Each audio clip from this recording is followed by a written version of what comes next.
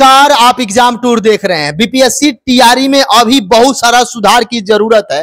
जैसा कि आपको मालूम होगा, यदि कुछ सुधार कर दिया जाता है, यदि सरकार, शिक्षा विभाग और आयोग इस पर ध्यान देती है, तो लगभग 30 से 40 हजार विद्यार्थी को फायदा हो जाएगा। नहीं तो फिर सीट खाली हो जाएगा। ये बात सभी स्टूडेंट भी जानते हैं, सरकार भी जानती है, शिक्षा विभाग जानती है, बीपीएससी भी जानती है। लेकिन सुधार क्यों नहीं किया जा रहा है? मेरे साथ दुर्गेश सर हैं, श्रेय आईएएस के संस्थापक हैं। और एक बात बता दें, बहुत सालों से बीपीएससी के बारे में जानकारी रखते हैं, सब कुछ जानते हैं। तो सर से जानेंगे कि ये जो सुधार है, इसको कैसे लागू किया जाए ताकि ये स्टूडेंट को लाभ मिल सके। बहुत सारा जो आपका कंफ्यूजन है उस पर भी चर्चा करेंगे। एक चूंकि बीपीएससी के बारे में बहुत अधिक नॉलेज रखते हैं, तो एक कट ऑफ पर भी थोड़ा सा चर्चा इनसे कर लेंगे। सर, आपका स्वागत है एग्जाम टूर में। बहुत बहुत धन्यवाद।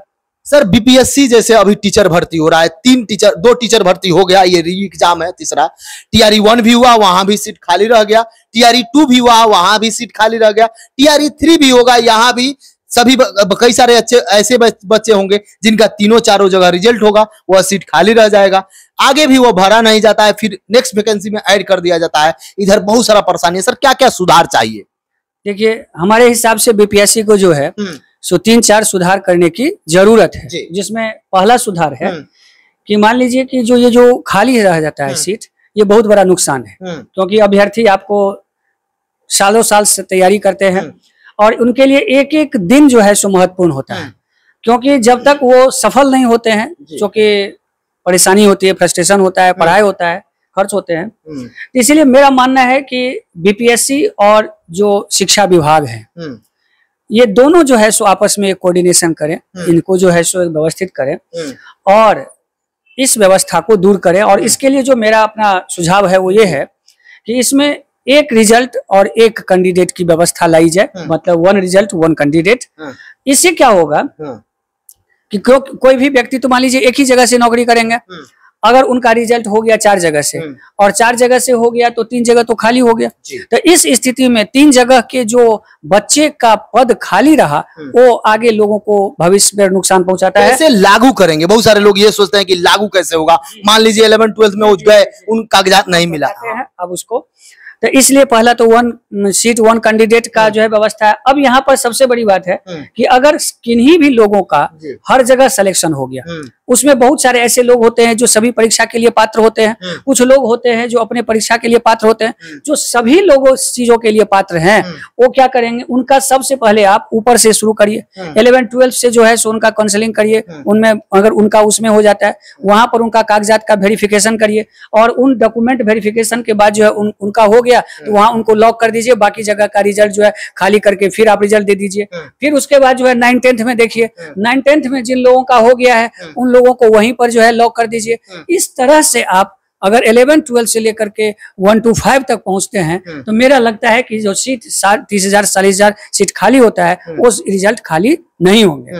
अब एक बता रहे थे कि फर्जी जो टीचर हैं, फर्जी डॉक्यूमेंट से, उसको कैसे पकड़ा जाएगा?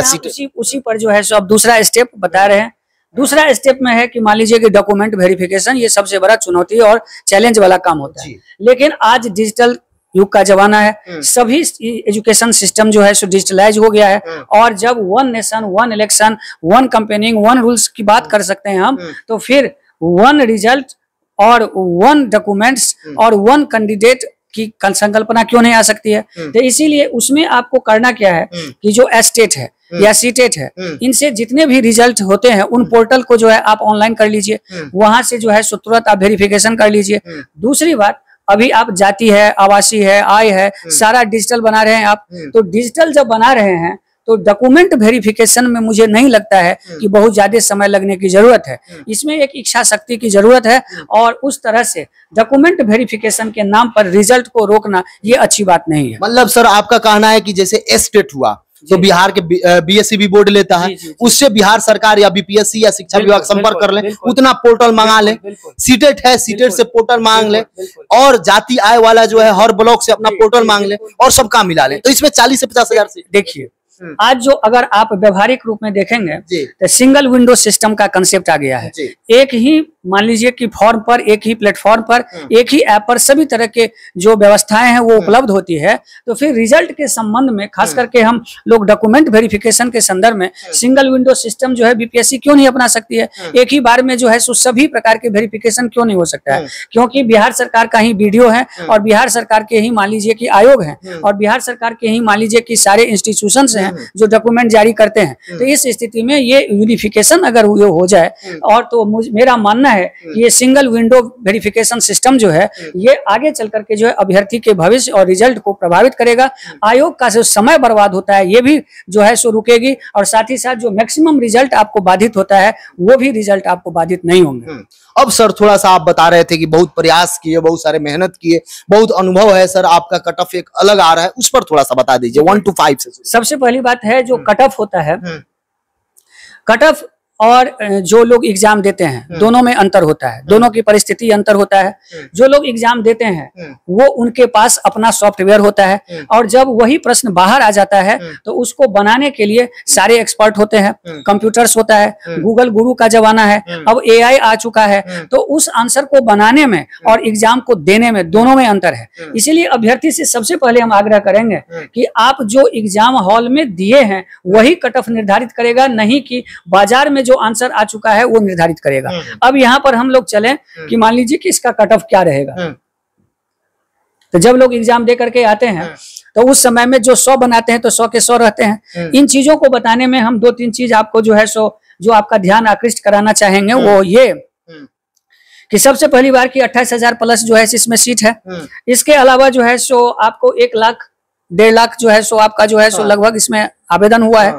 अब यहाँ पर आ जाइए, अगर हम इसमें आपको देखें तो अगर 100 नंबर या उससे प्लस बनाने वाले लोगों की संख्या होगी तो मान लीजिए कि 200 होगा, 300 होगा। तो 300 रिजल्ट से आपको 28,000 रिजल्ट तो नहीं भरता है, इसलिए सामान्य लोग मन में कट ऑफ के प्रति दुविधा और आशंका को हटा दीजिए। हाँ, कट ऑफ एक आश्वस्त करता है कि हम इस लाइन में हैं, मेरा होगा या नहीं होगा, और इस कट ऑफ को जानने में सबसे बेहतर है आपको आयोग का जब रिजल्ट आ जाता है, आंसर आ जाता है, तब उसके बाद भी एक कट ऑफ देंगे। लेकिन सामान्य रूप में जो अभी तक हमारा जो अनुभव रहा है बीपीएससी का वर्षों का और उसके कट ऑफ में हमारे कट ऑफ में मामूली का अंतर होता है, हमेशा वही कट ऑफ रहते हैं आयोग में भी। तो इस हिसाब से अगर देखा जाए तो मेरा मानना है कि जनरल का जो कट ऑफ होगा वो आपको 75 से 80 आपको रहेंगे। ईडब्ल्यूएस कट ऑफ ये सारे मेल का आप बता रहे हैं, 75 से 80 जो है सो आपको जनरल के कट ऑफ। ईडब्ल्यूएस का कट ऑफ जो है 63 से 78 रहेंगे। बीसी का 65 से 70 कट ऑफ रहेंगे। ईबीसी का जो है 63 से 68 कट ऑफ रहेंगे। एससी का 55 से 60 कट ऑफ रहेंगे और एसटी का जो है सो 56 से 62 कट ऑफ, ये हमारा अनुमान है। इसी तरह से अगर हम महिला वर्ग में आ जाएं तो आपको 70 से 75 जो है जनरल के, ईडब्ल्यूएस का जो है 68 से 70 रहेंगे, बीसी का जो है 60 से 65 रहेंगे, ईबीसी का 60 से 65 रहेंगे, एससी का जो है सो 50 प्लस 50 के आसपास रहेंगे कट ऑफ, और एसटी का जो है 52-53 प्लस यही कट ऑफ जो है सो रहेंगे। बाकी इस पर आप लोग जो है सो कमेंट करिएगा। साथ ही साथ जब आयोग का रिजल्ट आ जाता है उसके बाद भी जो है सो कट ऑफ का एक गुंजाइश बनता है, क्योंकि अब देखिए आयोग जो है सो अपना रिजल्ट जो है सो चेक करवा रही होगी, आंसर की चल रहा होगा।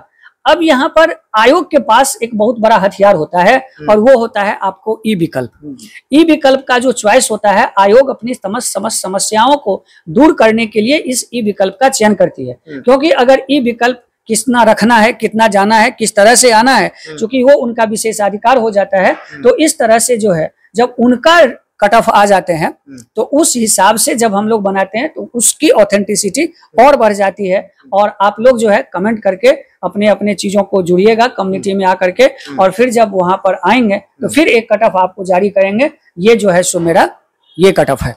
फिर चूंकि लंबा वीडियो हो जाएगा 1 to 5 का ही है, नेक्स्ट वीडियो में 6 to 8 पर भी चर्चा करेंगे, आगे भी चर्चा करेंगे। जी सर, और कुछ? और इसके अलावा मान लीजिए कि आप लोगों को पता है कि TRE 4 जो है सो अब आने वाला है, तो उन चीजों के लिए जो है सो आप लोग तैयारी जो है सो करते रहे।